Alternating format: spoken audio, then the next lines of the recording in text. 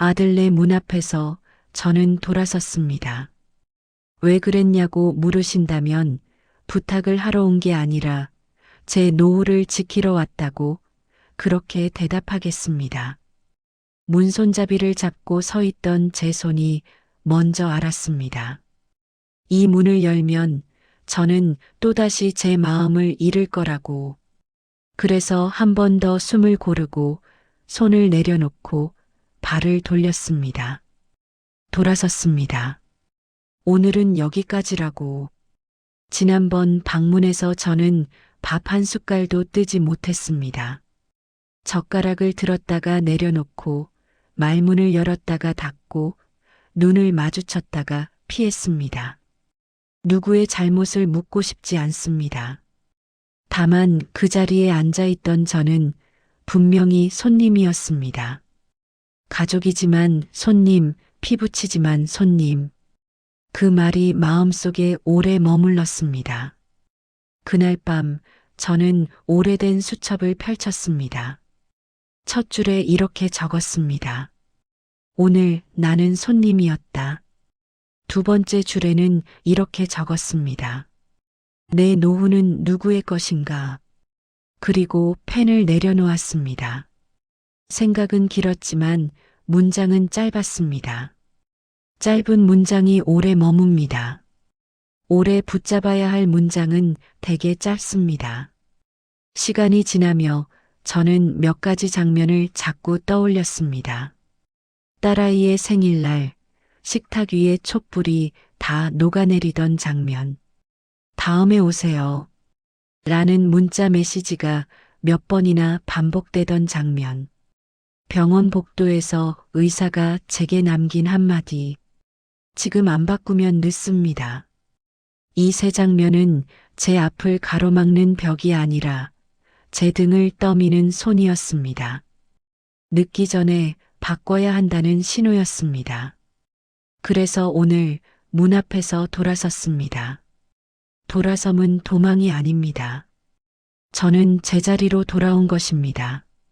문 안의 가족보다 문 밖의 저를 먼저 껴안기 위해. 제가 저를 껴안지 않으면 누구도 저를 껴안을 수 없다는 것을 이제야 알았습니다. 돌아서 걷다 보니 엘리베이터 거울에 제 얼굴이 비쳤습니다. 슬픔도 분노도 아닌 단단함이 어색하게 앉아 있었습니다.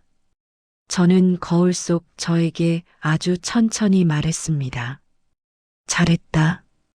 오늘은 잘했다. 문을 열지 않은 너를 오늘은 칭찬한다. 집으로 돌아와 따뜻한 차를 우렸습니다. 김이 서리는 잔을 두 손으로 감싸 쥐었습니다. 누군가의 허락 없이 데워지는 따뜻함이 이렇게도 든든할 줄 왜 이제야 배웠을까요? 차를 한 모금 마시고 수첩을 다시 펼쳤습니다.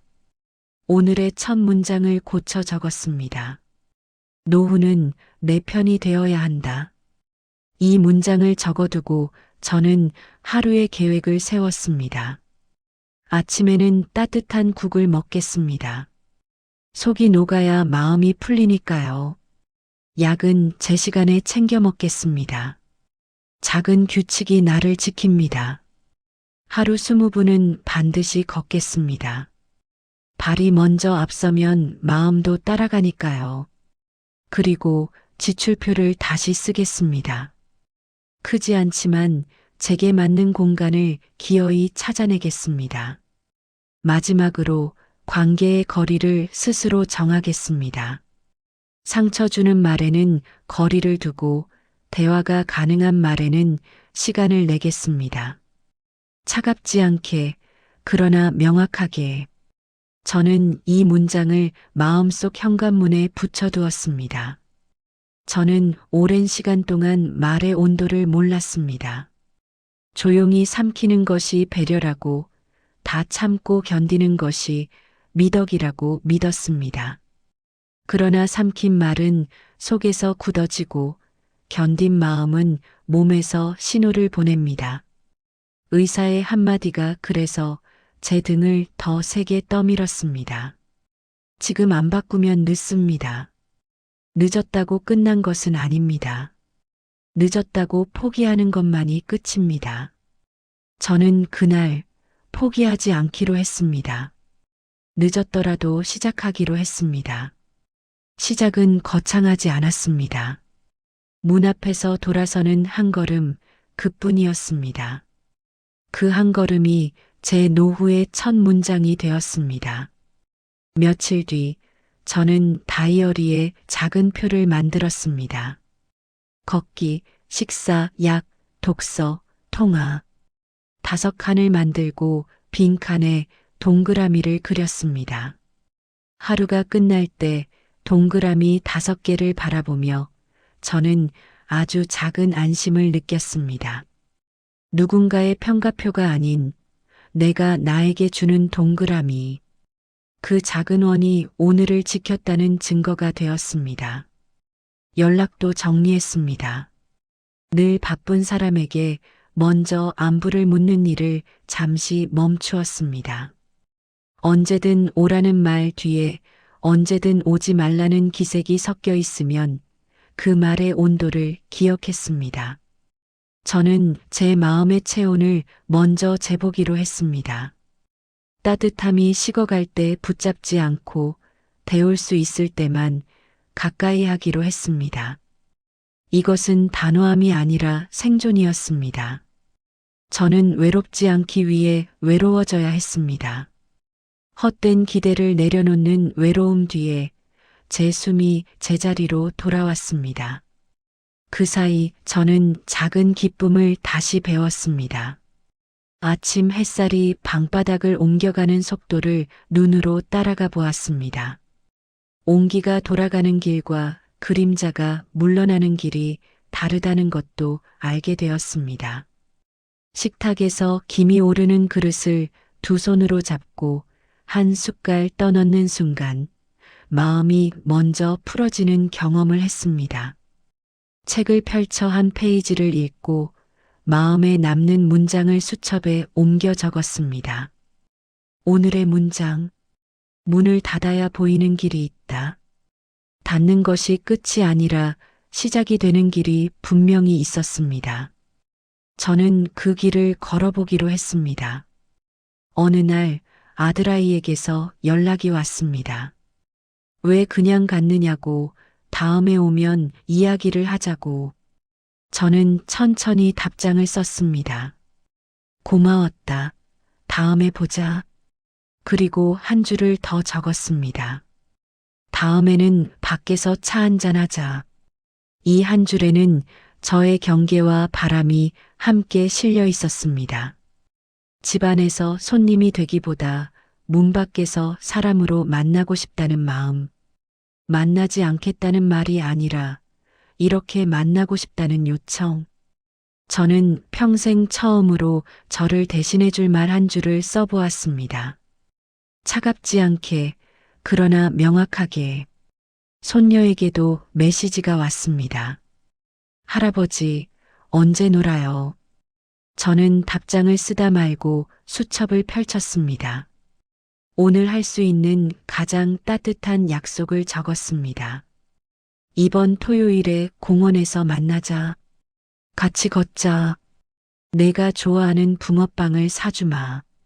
아이와의 약속은 크게 쓰고 진하게 밑줄을 그었습니다. 어른의 약속은 무겁기 때문에 가볍게 말하지 않기로 했습니다. 지킬 수 있는 약속만 적었습니다. 적은 약속을 지키는 일이 많은 약속을 만드는 일보다 더 멀리 간다는 것도 알게 되었습니다. 토요일 저는 시간을 한참 일찍 나갔습니다. 벤치에 앉아 아이를 기다리며 하늘을 보았습니다. 구름의 속도가 사람 걸음과 비슷하다는 생각을 했습니다. 먼저 달리던 구름도 언젠가 멈추고 늦게 오던 구름도 언젠가 닿습니다.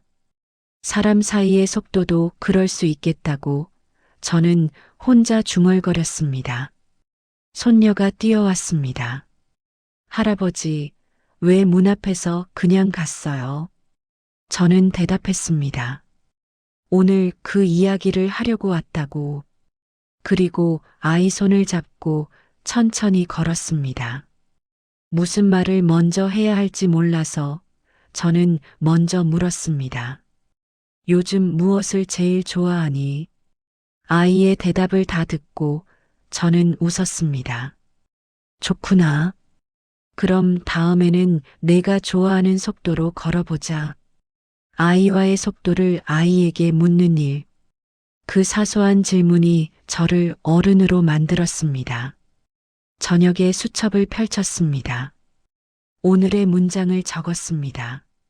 속도를 묻는 사람이 되자. 누구에게도 심지어 나 자신에게도 속도를 강요하지 말자. 늦어도 괜찮다. 다만 멈추지 말자. 한 장을 넘겨 내일의 문장을 미리 적었습니다. 내일의 문장은 아주 짧았습니다. 오늘처럼 살자. 며느리에 대해서도 저는 오래 묵힌 마음을 내려놓기로 했습니다. 말이 스치면 마음이 다치고 마음이 다치면 말이 더 날카로워집니다. 저는 말보다 거리를 먼저 택했습니다.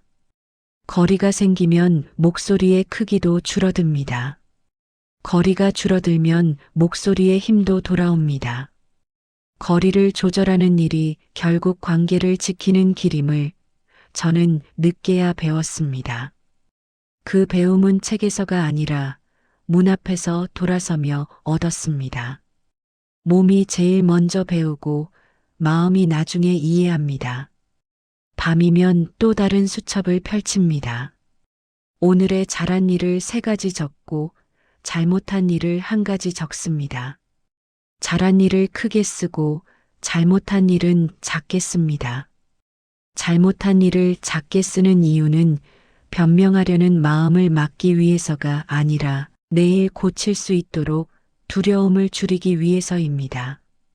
두려움이 크면 내일의 문을 열지 못합니다. 저는 내일의 문을 꼭 열어야 하니까요. 가끔은 오래된 사진을 꺼내봅니다. 그때의 저는 젊었지만 서툴렀고 지금의 저는 늙었지만 좀 더 단단합니다. 단단함은 나이가 주는 선물이 아닙니다. 돌아서는 연습이 주는 선물입니다. 끝까지 가보려는 마음보다 적절할 때 멈추려는 용기가 더 어렵습니다. 저는 오늘 그 어려운 일을 아주 조금 했습니다. 문 앞에서 돌아선 한 걸음, 그 한 걸음이 제 삶의 무게를 바꾸었습니다. 이제 저는 새로 만날 문을 생각합니다. 혼자 사는 집의 작은 문. 비가 오면 빗소리가 가까이 들리고 아침이면 햇살이 바닥을 천천히 옮겨 다니는 그런 집. 그 집의 문을 열고 들어오는 저는 손님이 아닙니다. 그 집에서는 제가 주인입니다. 주인은 문을 두드리기 전에 열쇠를 꺼내듭니다. 제 삶의 열쇠를 저는 이제 제 주머니에 넣습니다. 혹시 누가 묻는다면 저는 이렇게 말하겠습니다. 어떻게 이렇게 달라졌냐고요? 달라진 것이 아닙니다. 되돌아왔을 뿐입니다. 제 자리로, 제 속도로, 제 문장으로. 남이 정한 시간표에서 내려와 제 시간표를 다시 씁니다. 일어나기, 밥 먹기, 걷기, 읽기, 적기, 쉬기, 웃기. 그 시간표는 많지 않지만 저에게 꼭 맞습니다. 맞지 않는 옷을 벗듯이 맞지 않는 하루를 벗어던집니다. 그리고 제게 맞는 하루를 오늘부터 입습니다. 만약 지금 이 이야기를 듣는 분이 계시다면 그분께 이렇게 말씀드리고 싶습니다. 당신의 노후 수첩에도 첫 문장을 적어보세요. 거창한 목표가 아니라 오늘 지킬 수 있는 한 줄이면 됩니다. 오늘의 한 줄이 내일의 문을 엽니다. 내일의 문이 모여 새로운 길이 됩니다. 그 길은 언젠가 당신의 집으로 이어질 것입니다. 그 집에서 당신은 더 이상 손님이 아닙니다. 당신은 당신의 주인입니다. 저는 오늘도 수첩을 덮으며 이렇게 적습니다. 문을 닫아야 보이는 길이 있다. 닫는 연습이 끝나면 여는 연습이 시작된다. 그리고 마지막 줄. 노후는 내 편. 혹시 이 이야기가 누군가에게 작은 힘이 되었다면 그분의 수첩에 적힐 첫 문장이 조금 덜 떨렸으면 합니다. 저는 내일도 동그라미 5개를 채워볼 생각입니다. 걷기, 식사, 약, 독서, 통화. 그리고 6번째 동그라미가 생긴다면 그것은 웃기입니다. 하루에 한 번은 나를 향해 웃기. 아들네 문 앞에서 돌아섰던 그날을 떠올리며 저는 오늘도 제 문을 엽니다. 안으로 들어가 제 숨을 놓고 제 마음을 내려놓고 제 등을 스스로 토닥입니다. 잘했다. 오늘은 잘했다. 그리고 내일도 오늘처럼 살자고 스스로에게 약속합니다. 지킬 수 있는 약속만 진하게 밑줄을 그으며 여기까지가 저의 이야기입니다. 당신의 이야기는 이제부터 시작입니다. 당신의 속도로, 당신의 문장으로 당신의 문을 열어주세요. 그 문 앞에서 돌아설 용기가 필요할 때 저는 이렇게 한 줄을 남깁니다. 괜찮습니다. 늦지 않았습니다. 지금이라도 시작하면 됩니다.